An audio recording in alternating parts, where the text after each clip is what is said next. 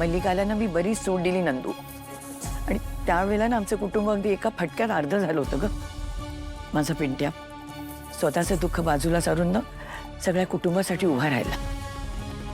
आणि मल्लिका आजपर्यंत ते दुःख कवटाळून बसले.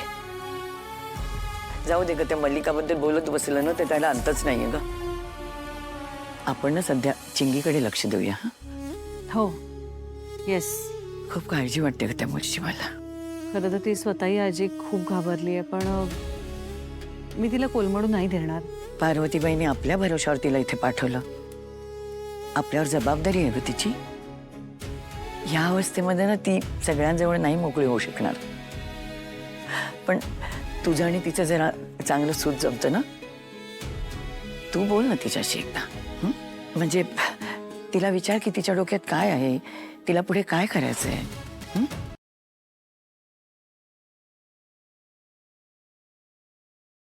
आजच डाउनलोड करा आणि तुमच्या आवडत्या मालिकांचा आनंद लुटा.